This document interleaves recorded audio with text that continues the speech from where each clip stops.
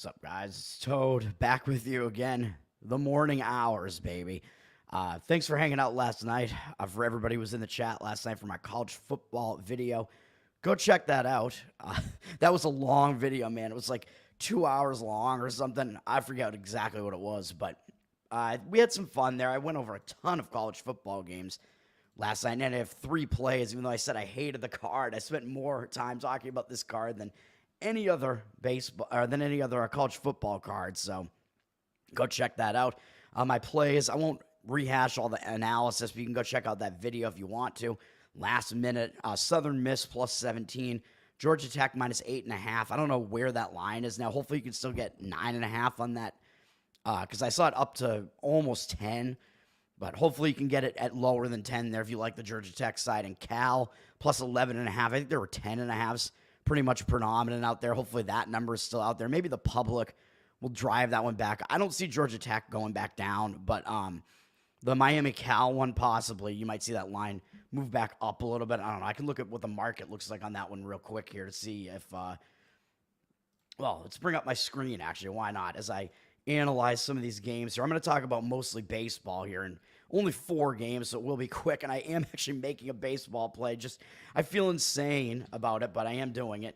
Let me see here. So, my play is Southern Miss. I mean, they're a very anti-public dog still, but the cash looks like it's more on Lafayette still. I don't know. That was the case last night, too, but I don't know what to really take away from that. Miami, that's down to 10, it looks like, against Cal.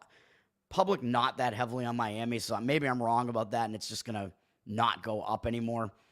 So hopefully you can still, I mean, plus 10, I still don't really hate it, but obviously I'd prefer the 10.5 if you get that a little extra hook there. And then Georgia Tech, I don't know where that line went. That's still 9.5, but with juice, so you might still be able to find 9.5s on that. But they're a kind of public side with a lot of the cash coming in on them. And sometimes I don't disagree with the public, and that's one scenario where I don't. And because I forgot to talk about it last night, I talked about a lot of games, but I did not talk about Central Florida against Florida. Let's mention that game really quick, because I do have a lean in that one. I haven't played it, but I like the UCF side in this one, man. I think this is a kind of a misleading point spread here. Central Florida has actually flipped from a dog to a favorite against Florida on the road at the Swamp. Florida's now a 1-point favorite, flipped from a 1.5-point dog, 1-point favorite with juice. They got 51% of the cash. Enough cash to flip them to the favorite at the very least, and it doesn't seem to be going back the other way. And 59% of the tickets on Florida, because, I mean, the public is still going to be on the Florida side. Here, let me bring up the schedule again here for this. Excuse me. Let me see here. UCF, yeah. All right. So in this game, yeah, I mean, UCF, I think they're actually kind of a misleading 3-1. They should easily be undefeated here. They're coming off an ugly loss to Coach Prime, Colorado. And this is one of the most misleading results that you'll see, dude. I think Colorado is not as good as they look, and UCF is probably better than they look. They're actually not a bad team, UCF. Look at the statistics in this game, man. UCF actually outgained them, but they were -3 in the turnover department, and that's kind of the reason why they lost that game. You can see Colorado had a 95-yard fumble return touchdown towards the end of the game to get another touchdown there. Just pretty misleading final result there, to be honest. It was not really a blowout by Colorado statistically, and UCF was a huge favorite in that game. Double digits, 12.5. So the odds makers are really telling you which of these teams is actually the better team. And if they were to play again right now, UCF would still be a favorite. Not as big as this, but still probably like a 10-point favorite, I would imagine. And maybe the line would be overreacting a little bit.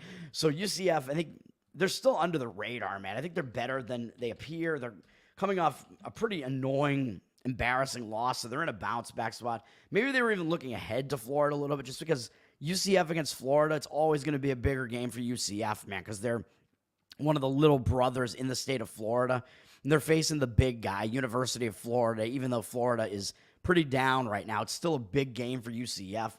Whereas Florida, I mean, I don't know what to think about Florida. They do have Tennessee up next, so might that be cause for a look ahead? I don't know, because Florida, I think they know they're not really doing anything this year. I mean, maybe they're fighting to get into a bowl or something like that, but they're certainly not going to be anywhere close to a playoff team or anything like that, I would have to imagine, unless they shock everybody throughout the rest of the season. Man, they have a tough schedule coming up against the SEC.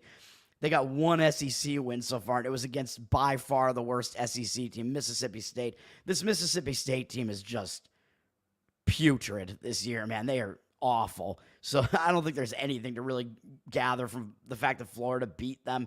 Florida's only 2 wins are against that awful Mississippi State team who, I mean, they're not only bad for an SEC team, but they are beyond bad, really. Like, they're far and away the worst team in the SEC. I think the rest of the SEC is pretty competitive. Like, Vandy is probably the next worst team, and Vandy is actually not that bad this year. Mississippi State, way, way worse than that. And their only other win, Florida, was against Samford.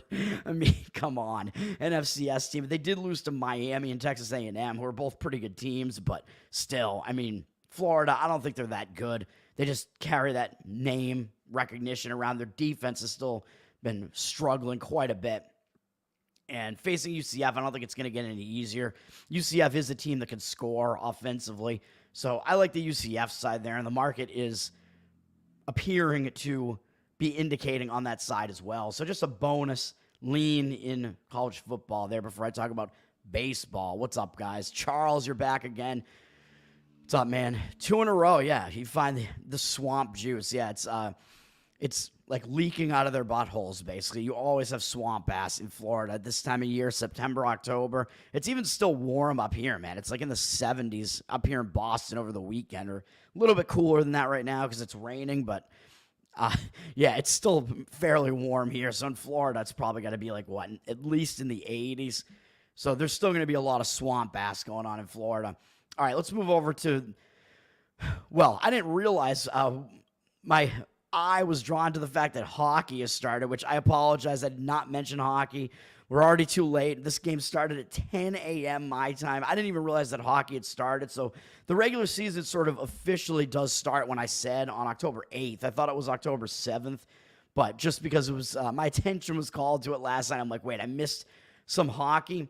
Yes, but all I missed was Buffalo and New Jersey are playing what are considered to be regular season games before the rest of the regular season starts, and they're in the Czech Republic, which is why this game is starting at 10 a.m. my time Eastern. They're actually playing at, I don't know, whatever time it is out in the Czech Republic. It's like an afternoon game there, I guess.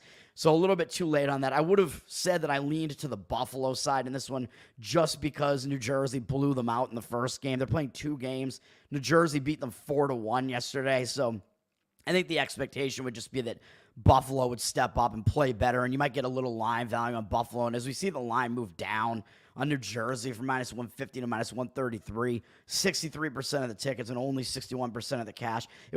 That was not going to be a game I was going to play. I'm not going to play on these early regular season games in the Czech Republic unless there's a really good reason to do so. But that would have been what I would say. That would have been my lean. But, of course, the game has already started. But figured I would just call that out. I will start talking about hockey once the regular season actually does start, which you can see here is Tuesday, October 8th, with 3 games, including my Bruins in a revenge spot against Florida. Maybe I'll actually have to play the Bruins in that one. Actually, that's a pretty decent revenge spot actually there, and the market looks like it's agreeing with the Bruins side there. I'll have to think about that, but that seems like a decent spot actually for the Bruins. Usually I don't play hockey that early, but we will see. We're here to talk about Major League Baseball, man. This is the divisional series starting, and when I go into these, man, one of the things I look for is I think that teams that played in the wild card round actually have a little bit of an advantage because they actually have some momentum coming into this series. And I think that the teams that have been waiting around, the top 2 seeds in each league there, have been sitting around for a little bit too long, and the rust can kind of gather, especially on the offensive side of things. So I actually tend to like the teams that played in the wild card round in that first game of the divisional series against the team that was just sitting around for a couple extra days. It hasn't been too much of a break. Like, baseball's getting these things done fast, and it was a quick series for the most part, but all the teams were off yesterday. There was no baseball yesterday. The Mets are the only team remaining that played the day before that, so other teams did have some days off. So Detroit, San Diego, Kansas City, they all played the day before that last, so they all played on Wednesday, it would have been, was the last time they all played. Wednesday. And then the rest of the teams have been off, though, for a significantly longer period of time. The rest of the teams, so New York Yankees, Cleveland, Philadelphia, and the Dodgers all have not played since Sunday. So they have had almost a week off. So at that point, I do think it can kind of like disrupt you a little bit. So that's one of the reasons why I do like to try to find those spots to play those teams that are that have gone through the wild card round. So let's look at these, man. Call me insane, man, but I'm actually going to have a play, and it looks like the market read is kind of against this. Yeah, checking in the Czech Republic. That's right. That's why they're so good at hockey, actually, because the Czech Republic. Fun fact, at my first job, we had this crazy Czech dude who was like, I don't even know what he was. I'm a software engineer. He was in the software engineering department, but he was like an architect or something, and I think he seemed to not really do much of anything, but he was kind of a cool, like, smooth-talking guy. He was from the Czech Republic, so that kind of added to his smooth-talking, like, appearance, basically. Kind of a good-looking, like, older dude. I'm not gay, but, and he had that accent, so it was like, man, this guy must know what he's talking about, right? But he would always, like, drop these ridiculous stories about the Czech Republic, and he wound up going back to the Czech Republic, I think, but he had stories about he was a hockey player, not like I don't think he was really a professional hockey player, but he would play like amateur hockey games, whatever, in the Czech Republic, and I guess he was friends with Jaromír Jágr and would play hockey with him in the Czech Republic, which is, I don't know, it's just kind of ridiculous. Maybe he was just lying. I don't even know. I don't think he was, but I mean, it's just kind of weird, kind of random. Shark, what's up, man? Charles, yeah, the ladies love an accent. Of course they do. What do you mean, what the fuck? What am I talking about? I don't know. What did I even say? That I'm not gay? Yeah, I'm not. I just recognize a handsome Czech dude when I see one. All right, so let's, Detroit, Cleveland is going to be the first one up. Call me insane. I think I'm going against the market read here a little bit. I'm playing on Detroit. I'm going to fire on the money line on the Detroit Tigers. Man, team of destiny, baby. They got Jake Rogers there with the stash. AJ Hinch, manager of the year. Detroit, plus 126, man, on the money line. That's where I'm going with Major League Baseball today. I got to even the score here. I'm 1-2 in the baseball playoffs now because of the Brewers and because of, what's their closer's name? Devin Williams, completely blowing a 2-run lead with 1 out and nobody on base, giving up a 3-run home run. Man, I kind of got pissed at Jesse Winker. I mean, he's kind of a dick, and he was just like overreacting when he scored that additional run and slammed his helmet down. I'm like, really, man? Like, oh, man. Yeah, fuck Jesse Winker. But Detroit Tigers, let's look at this game, man. So this is, of course, one of those situations where you're talking about a team that went through the wild card round. They have momentum, man. They won both games at Houston. So that is going to cause some people to bat an eye a little bit. So it does look like the public is not really that heavily on Cleveland, but they're still not really on Detroit here. 54% of the tickets are on Cleveland, but 71% of the cash looks like it's on Cleveland. I'm not sure I buy these percentages. Like, I don't know how much weight to put into these percentages early in the morning here. Well, not that early anymore, but in the morning here. But the line has dropped from minus 152 to minus 140 on Cleveland. So kind of interesting movement there on that line. So it looks like the line is moving in the Detroit direction, even though the cash percentage looks to be against it. So kind of some conflicting indicators here. But I like the momentum for Detroit. I mean, Cleveland has been off, like I said, for almost a week at this point. And Cleveland, their advantages are, I mean, they do have a good bullpen and they have a good hitting team. But, man, when a lot of what you do relies on your offense, and you've been off for that long, your offense could like struggle a little bit trying to get back into things. And Cleveland did not play that well down the stretch either. So maybe you could argue that break will help them because there's no like winning momentum to disrupt. But they didn't do that well down the stretch, losing 4 of the last 6. But then again, they were already in the playoffs basically at that point. So they didn't really need to win, and they were hot before that. So I don't know. Maybe there's not much to take away from that. But I'm also looking at the pitching matchup here, and I actually think we get an advantage fading Tanner Bibby. I don't know when that's ever going to happen. You got Tyler Holton for Detroit yet again, man. Holton coming back to the hill again. He's an opener. So Detroit, Tarek Skubal is not on the mound for Detroit here, and whenever that is the case, Detroit is giving you, and they're giving you a bullpen game. And I actually think that that's maybe a little bit of an edge because I think the team when a team like Detroit's like throwing a bullpen game at you, which they do most of the time, I actually think they still are undervalued when they do that because it looks ugly. It's like, what are they doing here? They got whoever the hell this Tyler Holton guy is coming out, and then after that, they're going to have a bunch of, scrub relievers coming in? Like, what good is that, right? They're going to burn out their bullpen well. Detroit's also had, like, the last 2 days off, so that's good for them as far as the fact that they're going to have a bullpen game here because that means their bullpen is going to be ready to go. Like, their entire pitching staff is rested now, so they're going to be ready to do whatever they need to do in this bullpen game. So that lines up well for Detroit as far as they want to, like, mix and match relievers when they do a bullpen game. So they're going to have their full arsenal of relief pitchers at their disposal here. So Hinch is going to be able to mix and match the way that he wants to, which is good. Whereas once you get into the series a little bit and they're getting into situations where some of the pitchers don't have rest anymore, they won't be able to do that. So I think Detroit's bullpen approach is going to be at its finest in the first game when they have rest and all the relievers are rested. So that's the case here. Holton is only going to give you about an inning. And looking at Holton, I mean, you can look at his numbers against Cleveland. I don't think it really matters. I mean, he's been good this season, 2.19 ERA, 0.78 whip. So what Detroit is doing, man, which I think is also the benefit of the bullpen approach, is that, as I've talked about on the show, what you do is you're trying to keep the opposing team's hitters off guard, basically, and they can't settle in and get used to one pitcher because they don't see one pitcher more than like twice over the course of the entire game when you do this. So they're going to be seeing a lot of different pitchers, maybe even one time. So they have to face that one guy. They're not really used to him. They're not adjusted to him. And then next time up, they have to face yet another different pitcher. So it really kind of throws the hitters off. So that's what Detroit is doing. And Hinch is able to like mix and match those pitchers pretty well to keep the opposing offenses in check. And you saw it. He did that in the wild card series against Houston, even though, of course, Skubal pitched one of the games, and then the Detroit had a bullpen game in the second game. But it worked out in their favor, even though Houston was winning 2-1 in that game late still. You have a bullpen game, and you hold Houston to 2 runs. I mean, that's pretty good, man. So that bullpen approach is working. And in Houston, nonetheless, too, Houston, a good offensive team. And that approach was able to hold them down. Tyler Holton has 58 at-bats worth against Cleveland's hitters, and he's done well against them because he's going out there and basically facing them, and they're only seeing him one time. He goes in, gets one inning out of the way, gets out of the game.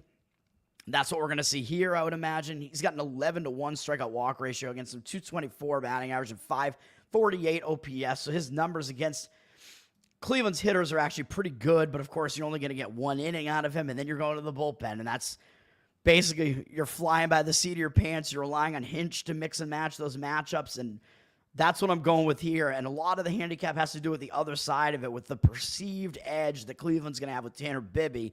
I understand Bibby is good. He's their ace, but I think he's a young guy, man. I don't know how many times has he pitched in the playoffs. I don't know. He only has one other season under his belt, and let me see here.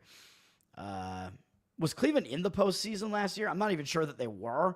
So this might be his first playoff game. So when you're a starter and you're supposed to be that team's ace, it is possible that you kind of, so Cleveland did not make the playoffs last year, right? Yeah, I seem to remember talking about the playoffs last year. So Bibby, this is only his second year in the major, so he's an inexperienced postseason pitcher, man. He has not pitched in the playoffs before, so I think that might be a little bit of a disadvantage. As good as he is, with a 3.47 ERA and 1.12 whip on the season, he was good. He was pretty consistent basically throughout the course of the season, even though he seemed to be throwing a few fewer pitches, or a few fewer innings, I mean, in the last some of these last starts there. But I won't take that much away from that. But looking at Bibby, man, I mean, also, Detroit has seen him a lot. I think Detroit faced him like 4 or 5 times this year, and he had kind of a mixed bag. He had a couple of good starts against Detroit and a couple of not very good starts against Detroit. And it all comes down to, even though I think his better starts were kind of the more recent ones, and maybe the most recent one was also bad, I forget, but Bibby has 76 at-bats worth against Detroit, so they have seen him, and they have knocked him around quite a bit, man, with 7 doubles, 3 home runs, 14 RBIs, 15-7 strikeout walk ratio. Detroit has a 316 average and 926 OPS off of Bibby, so I'm going to roll with Detroit here, man. Bibby, even though he's really good, I like him. He's the ace of Cleveland's staff. This is his first postseason game, could see a little bit of nerves here, and Detroit has hit him really well, and they're familiar with him. So I think that kind of takes that. I think that takes the advantage that he has away a little bit, and that's going to put me on Detroit, man. We get Detroit on the money line. It's a small money line here. The price is not that big, so again, I'm surprised the public's not coming in more so on the Cleveland side, but maybe they just, because they're biased by recency, basically. Maybe they're still looking at like Detroit saying, wait a minute, Detroit just beat Houston, so we like Detroit now. But still, I think they got to be kind of looking at the starting pitching matchup and being like, wait, what? Who the hell is Tyler Holton? So, yeah, give me Detroit there. As far as the total is concerned, we get all these low totals in the playoffs, man. Down from 7 juice to the over to 6.5 juice to the over. Looks like some heavy indicators on the under here. 51% of the tickets on the over and 90% of the cash on the under. So, I mean, just because Bibby is actually not that great against Detroit, it makes me hesitate on playing an under in a game with a total that's that low. So, obviously, I already told you the way that I'm going is playing the Detroit side here, but I do agree with the under as well. I would have to get it under 7 if playing it at all. So I lean that way. I do think that it may be a lower scoring game because I don't think Bibby's just going to get absolutely wrecked. But I think that his stats against Detroit and the situation is good enough that Detroit should be able to do something against him. And I like Detroit's bullpen approach to actually keep Cleveland's offense in check a little bit. So we may see a lower scoring game there as well, which also is kind of good for the underdog because it means you think maybe they'll be able to hang around in this game, and getting them at the underdog price in a close game looks pretty decent. Mets, Phillies are up next, so we're switching it up, actually. We have American League, National League, and then American League, National League, whereas the wild card round, both AL games are the afternoon games. Mets, Philly, this is a really weird one, man. Philly's down from minus 185 to minus 176. They're public, of course, because they're Philadelphia. 70% of the tickets and 83% of the cash on Philly. Philly, decent-sized favorite, but they've dropped a little bit, so it does look like some money has come in to knock that line down somewhat, but it does look like the cash percentage is also on Philadelphia. So, again, cash percentage, both of these games, the cash percentage is on the favorite, but the line has moved against the favorite, even though it's going back up on Cleveland, which worries me a little bit. Maybe you can get Detroit at better than plus 126. I don't know. We'll see. The Mets, of course, are one of those momentum teams because they played in the wild card round, and they played the most recently out of any of these teams. They only had one day off. So I think as far as how momentum carries in the playoffs, yeah, I think the Mets are going to have the momentum behind them. So that's a positive for the Mets. Yeah, even though I don't want to talk about losing that play again on Milwaukee. That was just brutal. Man, fuck that. But this is really a weird pitching matchup here, man. So as far as bullpens and offense are concerned, I think the Mets actually have the better of the two bullpens. Philadelphia's bullpen actually can struggle a little bit. Philadelphia thrives off of having a lot of good starting pitchers, and yes, they have a very good starting pitcher going in this one. Philadelphia, I believe, also they do have the better offense, though. So I think the Mets have somewhat of the bullpen advantage here. Philadelphia has the better offense, so kind of hard to gauge. There are advantages on each side here. And then the starting pitching matchup is also really weird. Kodai Senga is pitching for the Mets. It's like, wait a minute, I forgot about this guy completely. He's one of these guys who was brought over from Japan. 3.38 ERA, 0.56 whip on the season, but I think that's literally in only one start. So he has been on the Mets since last season. He made 29 starts last year. I believe that means because the Mets weren't in the playoffs last year either, right? So I think that means that he has not pitched in the playoffs either. So I think this is going to be his first postseason game as well, unless I'm getting that wrong. Let me see here. Yeah, so I believe the Mets did not play in the postseason either last year. Let me see. Yeah, so that means Senga is going to be new to this. This is a weird situation, man. Senga, he only made one start this entire season. So he was injured, I think, for a lot of the season, came back, and then I don't know if he was injured again or what the deal was, but he has been injured basically the entire season. Made one pretty decent start against Atlanta where he had a 9-1 strikeout walk ratio and held them to 2 runs in 5 1/3 innings. That's the only sample size that we have to go on this season. And as far as him against the Philadelphia Phillies, I think he's actually been pretty good against them.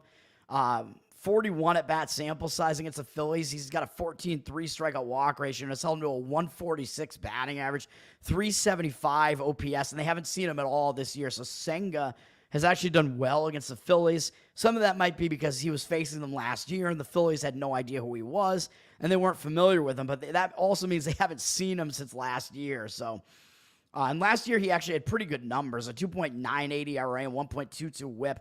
The WHIP a little bit high. His number of walks was just way too high. So he's a strikeout guy, but he's also really wild. He had a ridiculously high strikeout rate last year, 202 and 166 in a third innings, but 77 walks was unbelievably high amount of walks. So it means he was probably not allowing many hits either, with a WHIP being that low with that many walks. So he's one of those stereotypical, I think, strikeout men who gets tons of strikeouts, is way too wild, and is not that easy to hit. And Philadelphia has, had their struggles against Senga. So Senga, I don't mind him in this game, to be honest. So he's going to be kind of a wild card just because Philly has not seen him for so long. And then he's up against Zach Wheeler, who, of course, is basically Philadelphia's ace. He's having an excellent season, 2.57 ERA, 0.96 WHIP. He's been really good, and he's continued to do that throughout the course of the season. Really consistent, been really good down the stretch. Hasn't allowed more than 2 earned runs in any start since the start against the Yankees all the way back in late July. He's been really, really good, and he's been good against the National League as well. Up against the Mets, however, his stats aren't really as good. 171 at-bats, so the Mets are pretty familiar with him. They've been able to hit him okay. He's got a 32-7 strikeout walk ratio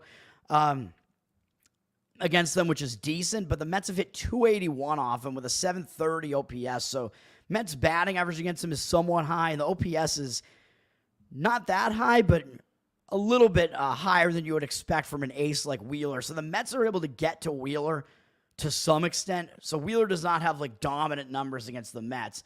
So that just kind of keeps me off of this game one way or the other. I don't know which way I would even lean, man. The Mets, you may find some value in the Mets just because Senga actually does have good numbers against Philly, but then again, he's also not playoff experience, and I think playoff experience matters, and of course, Zach Wheeler does have a lot of playoff experience, so you can see that going both ways there. So I'm not going to play on the game, but an interesting matchup there for sure. I think the under is the preferable way to look in this game, but still, it's down from 7.5 juice to the under to 7 juice to the over. You can still get under 7 at the very least if you do like that. 78% of the tickets are coming in on the over because the public, I think, they don't know who Senga is really, and they just perceive this as being two pretty good offenses, so they like the over in games with Philadelphia involved. Philadelphia, of course, they can certainly hit.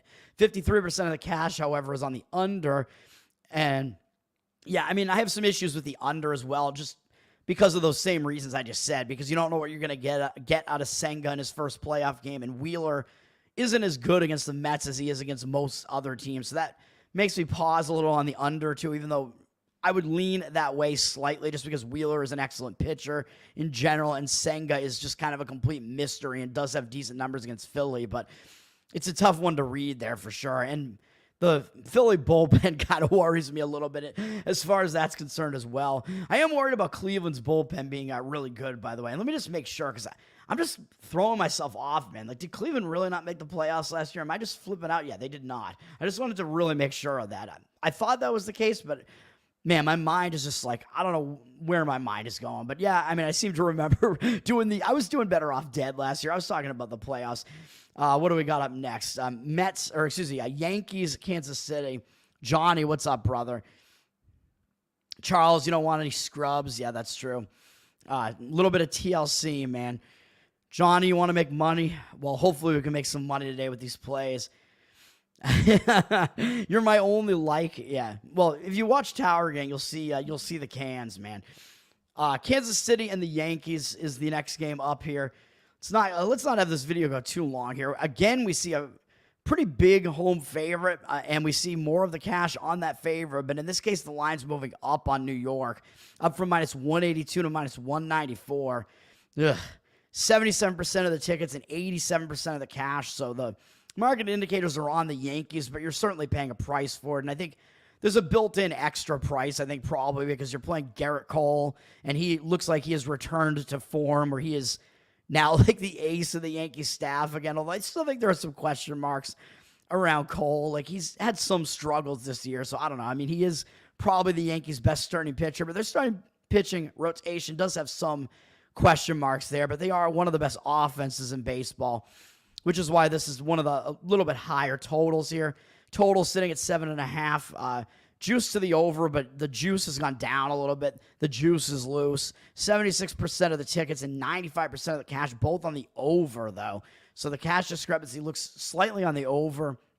And this one was one of the ones where I was looking like maybe the over would actually make more sense in this one. I don't like overs in playoff games very much, but you're looking at a hitting ballpark in the New York Yankees ballpark there in Yankee Stadium, and maybe you're looking at some pitchers that could potentially be susceptible. But looking at these starting pitching numbers against the opposing hitters, they're actually both not bad against these opposing lineups. Michael Wacha is who Kansas City is rolling with here. Of course, Kansas City is going to be one of those teams that can maybe carry some momentum into this after sweeping the Orioles. Orioles, they almost sound the same. Sweeping the Orioles in Baltimore as well on the road in Camden Yards. Royals could have a little bit of the momentum edge there because they just played and won those 2 games. So they're on a little bit of a win streak there after they finished the season not good. Now they're on a win streak again. They were real bad down the stretch. And I will also point out the Royals are pretty bad on the road. They were much, much better at home than on the road, although they were able to win on the road against the Orioles. So they are playing pretty well right now. Wacha put together a decent season, man. 3.35 ERA, 1.19 whip. For a guy who's going to be like your third starter in your playoff rotation behind Cole Reagans and Brady Singer, basically, probably not bad. I mean, those numbers are not bad. Over the course of the season, he was continuing to do pretty well in the recent months, too, actually having some of his better months as the season came down the stretch, pitching pretty well and having a better strikeout walk ratio in the end there, 25-7 in September. So he was doing well down the stretch. And against the Yankees, I mean, they've seen him a ton, 137 at bats worth, 29-12 strikeout walk ratio is a little bit concerning that he does walk too many guys when facing the Yankees, but they're basically all Judge and Rizzo, though. They have 7 of the 12 walks. Judge and the Rizzler, Rizzo. I don't know what's going on with Rizzo, though, because I think he got injured towards the end of the season. So I don't know. Is he playing in this game? I mean, you can comment on this because he had some injury towards the end of the season there, but I don't know. He might be back. I have no clue. But the Yankees are probably going to need him because he is one of their better hitters.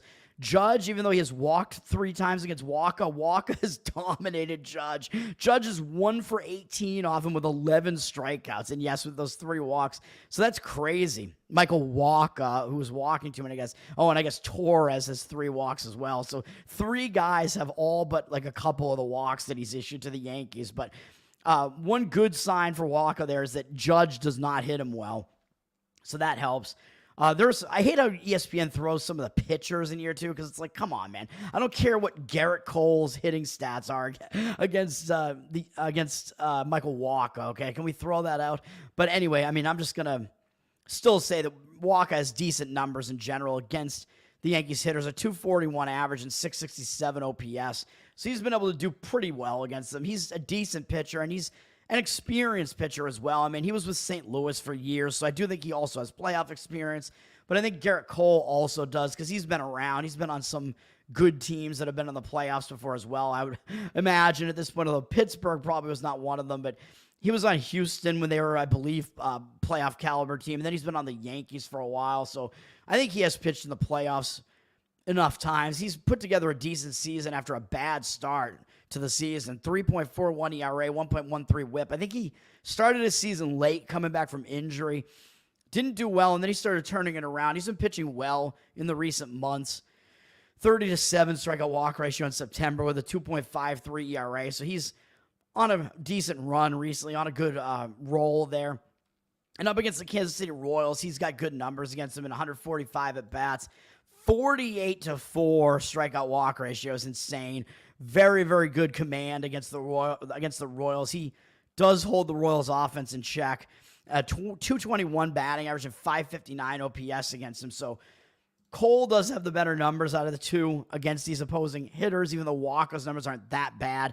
So that has me hesitating on looking towards an over in this game, but I don't want to play an under in a Yankees game in Yankee Stadium either, really, though. So you're probably not going to find me doing that either. And as far as the side is concerned, I mean, if I was forced to play it, I would probably lean to the Yankees side and have to lay like a run line on that just because Cole does have really good numbers against Kansas City, and I don't trust Kansas City's offense, especially the way they've been playing recently. So I don't want to do it, but the Yankees certainly have the better offense, and their offense has been better recently as well. And then San Diego and the Dodgers finishing it up here. Dodgers down from minus 135 to minus 133. Not a huge home favorite here. Does look like they have 50% of the cash, so cash evenly split, but 52% of the tickets on San Diego. That kind of surprises me that San Diego would be the public side here, and even though it's not a huge public percentage there, but I would expect the cash or the ticket percentage to be on the Dodgers side because, I mean, it is the LA Dodgers here, but people like what they saw out of San Diego. San Diego, I mean, I thought they would make a run in the playoffs this year. They have or had a pretty good starting pitching rotation. They have a good bullpen, and they can hit, but San Diego just lost Joe Musgrove, man. It's very unfortunate. So he's going to be out of their rotation now, and he was going to be their number 3 starter probably behind Dylan Cease, who's pitching tonight, and Michael King, who are both really, really good pitchers. They were going to be following them up with Musgrove and then Yu Darvish. I mean, that's a pretty good playoff rotation. But now Musgrove, I think he's going to have Tommy John surgery. He suffered a really serious arm injury, I believe, in that game against the Braves, which the Padres won. But that is not a good situation for the Padres, man. That's a blow.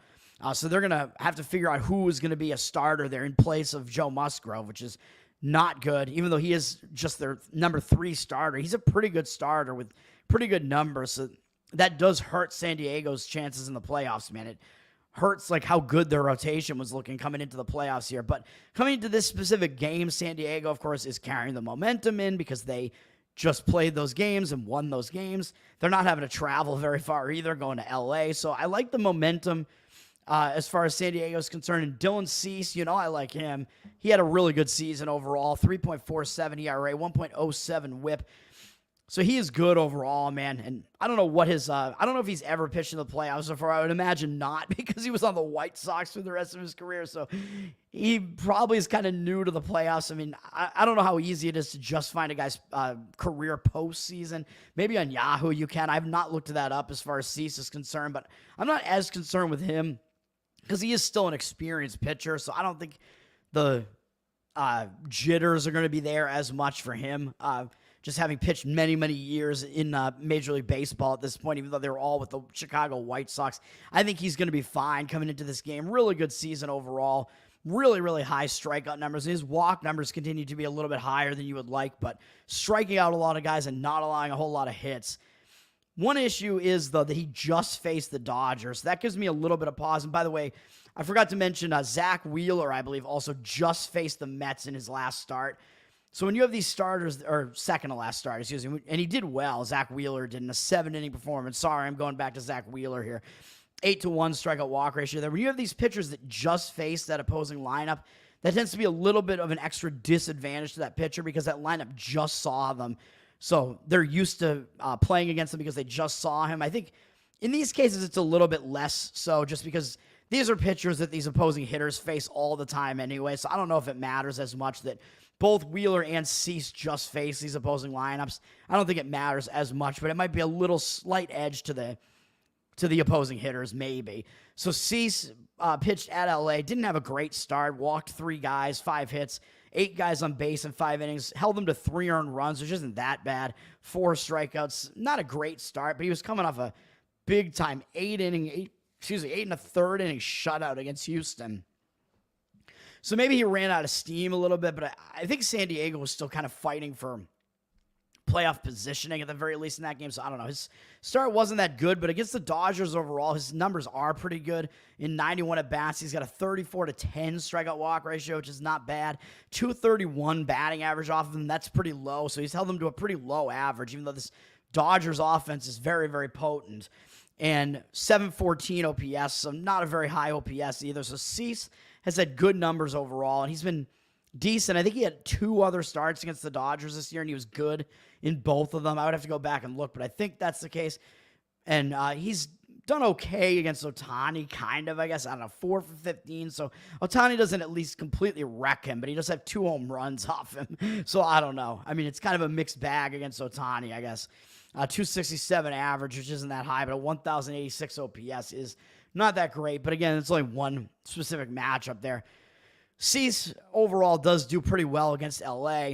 And then on the other side, I think Cease has the starting pitching edge here because the Dodgers have Yamamoto starting here. He's got a 3 ERA and 1.11 whip. So yeah, he had a good season, but it is his first season in Major League Baseball. So this is obviously going to be his first postseason start. And maybe the nervousness is going to get to him, man, because we did see the nervousness got to him his first start in the majors. He really struggled against the San Diego Padres, giving up 5 runs in an inning. But, of course, that was not indicative of what he actually was. I mean, he very quickly started pitching very, very well. And then he was injured for a couple months, came back and continued to pitch well. And that was one really bad start. And then over the course of the season, he pitched pretty well otherwise. But he did have one other start against San Diego that wasn't great. It was okay with a 6-1 strikeout walk ratio at home. Gave up 2 home runs, though.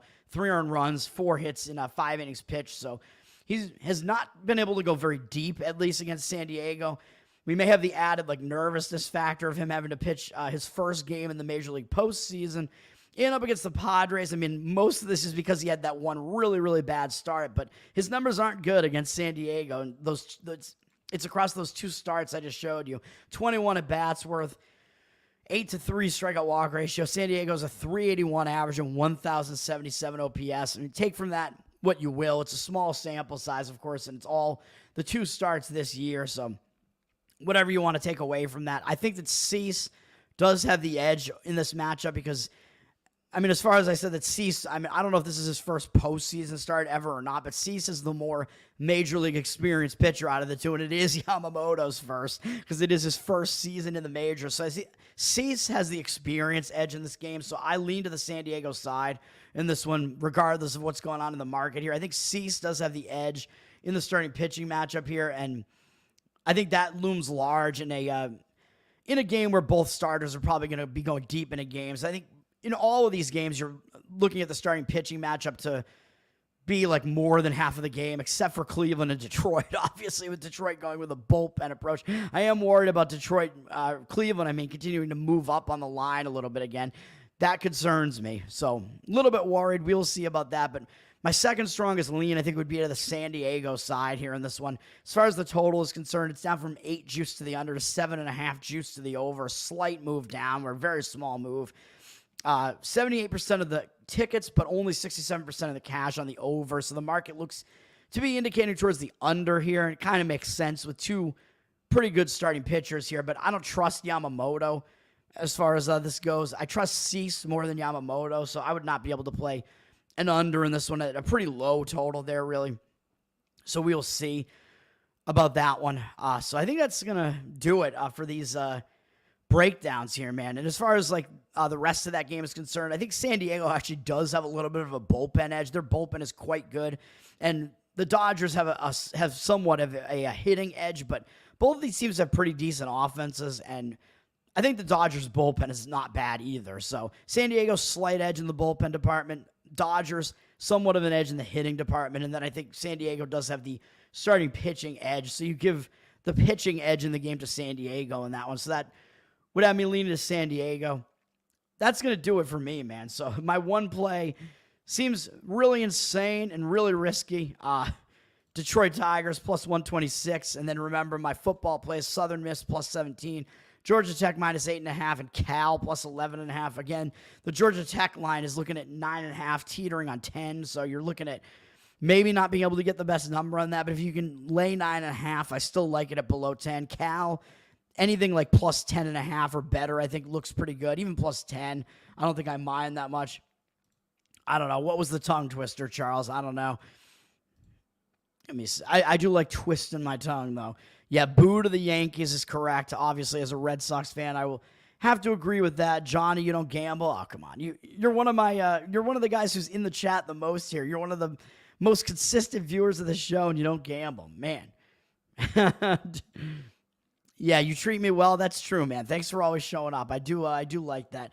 Thanks for showing up to all of you. Thanks, guys. Thanks for hanging out. Good luck to everybody. Tower Game for life. That is right. I'm Tower Game Toad. Follow me on Twitter. Follow the Tower Game podcast, of course, every Wednesday night, 9:11 p.m. Eastern. The most hilarious podcast that you will ever find in your life. You'll laugh hysterically. And sign up for the Patreon, patreon.com/towergang. You get bonus content, pre-show, post-show. You get to watch them live. You get to watch them later, whatever you want, baby. And you get to hang out in a Telegram with us. Let's go, baby. Let's have a good day today. It's starting. College football is starting in less than an hour. Let's get it going. I want to win today. Let's have a good Saturday, man. Peace out.